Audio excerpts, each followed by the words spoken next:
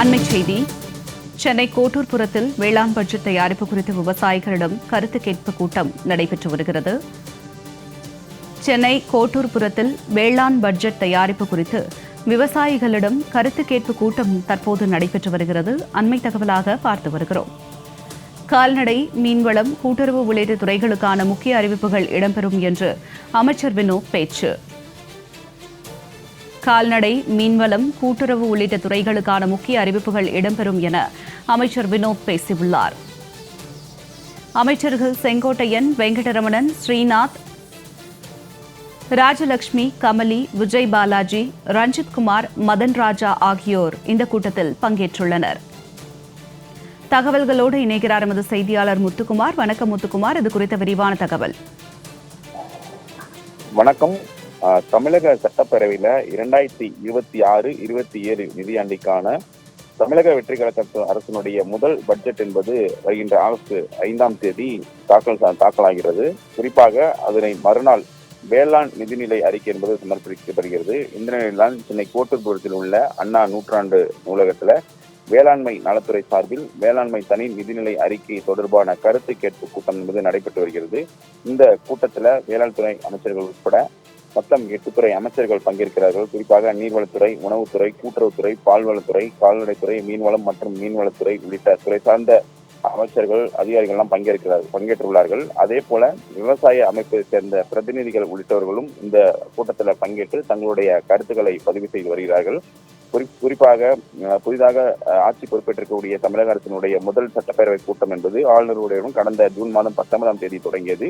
அன்றைய கூட்டத்தில் தமிழக அரசு தயாரித்த உரையை எந்த மாற்றமுமின்றி முழுமையாக ஆளுநர் வாசித்தார். இந்த நிலையில்தான் நடப்பு நிதி ஆண்டுக்கான 2026-27 பட்ஜெட்டை ஆகஸ்ட் முதல் வாரத்தில் தாக்கல் செய்ய தமிழக அரசு முடிவு செய்தது. அதற்கேற்ப பட்ஜெட் தயாரிப்பு பணிகள் ஏற்கனவே நடைபெற்று வரக்கூடிய சூழ்நிலை பட்ஜெட்டில் இடம்பெற வேண்டிய புதிய திட்டங்கள், ஏற்கனவே செயல்பாட்டில் உள்ள திட்டங்கள் முன்னேற்றம், பல்வேறு துறைகளின் செயல்பாடுகள் உள்ளிட்டவை குறித்து முதல்வர் விஜய் தலைமையில் கடந்த ஜூலை 2ஆம் தேதி தொடங்கி துறைகள் வாரியான ஆலோசனை கூட்டங்களும் நடத்தப்பட்டு வருகிறது. இந்த ஆலோசனை கூட்டம் ஜூலை 28ஆம் தேதி வரை நடைபெற இருக்கிறது. இதைத் தொடர்ந்து பட்ஜெட் தாக்கல் செய்வது தொடர்பாக அமைச்சரவை கூட்டம் சென்னை முதல்வர் விஜய் தலைமையில ஏற்கனவே தலைமைச் செயலகத்தில் கடந்த ஜூலை 16ஆம் தேதி நடைபெற்றது.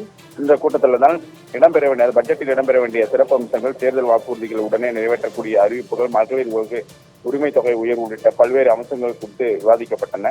இந்த நிலையில்தான் தமிழக சட்டப்பேரவை மீண்டும் ஆகஸ்ட் 5ஆம் தேதி நடைபெற வேண்டும். அன்றைய தினம் பட்ஜெட் தாக்கல் செய்யப்பட உள்ளதாகவும் அறிவிப்பு என்பது வெளியாகி இருக்கிறது. அதனைத் தொடர்ந்து அடுத்த நாள் வேளாண் பட்ஜெட் தாக்கல் செய்யப்படும் என தெரிவிக்கப்பட்டிருக்கக்கூடிய சூழல்தான் இன்று தற்பொழுது இந்த வேளாண் நிதிநிலைக்கான அந்த கருத்து கேட்பு கூட்டம் என்பது நடைபெற்று வருகிறது.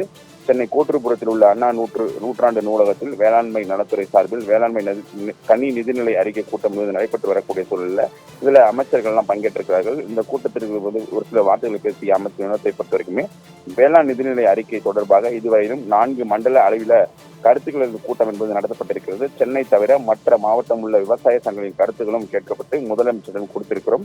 அதே போல குளிர்சாதன கிடங்குகள், அதே போல நெல் சேகரிப்பு கிடங்குகள் பராமரிப்பு பணிகள் மேற்கொள்ளப்படும். விவசாயிகளின் உற்பத்தி மற்றும் அதிகரித்தால் போதாது, விவசாயிகளின் வாழ்வாதாரத்துக்கும் உயர வேண்டும். பெண் விவசாயிகளுக்கும் இந்த அரசு முன்னுரை அளிக்கும் என்றும் அவர் தெரிவித்திருக்கிறார். மேலும் நீங்கள் வைக்கக்கூடிய அனைத்து கோரிக்கையும் கவனமாக பரிசீலித்து நடைமுறைக்கு கொண்டு வர நடவடிக்கை வரப்படும் எனவும் தெரிவித்திருக்கிறார். அதே போல இந்த ஆண்டை பொறுத்தவரைக்குமே எல்லினோ ஆண்டாக சுற்றுச்சூழல் ஆர்வலர்கள் கருதுகிறார்கள். அதெல்லாம் கருத்தில் கொண்டு அதற்கான நடவடிக்கை தொடர்பாக இந்த பட்ஜெட்டில் அமையும் என்றும் அவர் தரப்பில் தெரிவித்திருக்கிறார். இந்த நிலையில்தான் தற்பொழுது வேளாண் துறையை சேர்ந்த விவசாய பிரதிநிதிகள் தங்களுடைய கருத்துக்களை தெரிவித்து வருகிறார்கள். இந்த கருத்துக்களில் கிட்டத்தட்ட 8 அமைச்சர்கள் கலந்து கொண்டிருக்கிற சூழ்நிலை அவர்களுடைய கருத்துக்களை கேட்டு அதற்கு ஏற்றபடி பட்ஜெட்கள் அமையும் என எதிர்பார்க்கப்படலாம். தங்களுடைய விரிவான தகவலுக்கு நன்றி முத்து. தமிழக மக்களின் பங்களிப்புடன் விவசாயிகளின் நலனையும் தமிழ்நாட்டின் எதிர்கால வேளாண் வளர்ச்சியையும் மையமாக கொண்டு வேளாண்மை கொள்கைகளை வடிவமைப்பதே மாண்புமிகு தமிழ்நாடு முதலமைச்சர் தளபதி ஜோசப் விஜய் அவர்களின் தலைமையிலான இந்த மக்கள் அரசின் நோக்கம். அந்த நோக்கத்தின் அடிப்படையில் 2026-27ஆம் ஆண்டிற்கான வேளாண் தனி நிதிநிலை அறிக்கையை தயாரிப்பதற்கு முன்னதாக விவசாயிகள், விவசாய சங்கங்கள், வேளாண் வல்லுநர்கள் மற்றும் வேளாண் சார்ந்த பல்வேறு நிறுவனங்களின் பிரதிநிதிகளின் கருத்துக்களை பெற ஆலோசனை கூட்டங்கள் நடத்துமாறு மாண்புமிகு தமிழ்நாடு முதலமைச்சர் அவர்கள் அறிவுறுத்தியுள்ளார்கள். அதன் அடிப்படையில் இதுவரை 4 மண்டல அளவிலான கருத்து கேட்பு கூட்டங்கள் நடத்தப்பட்டுள்ளன.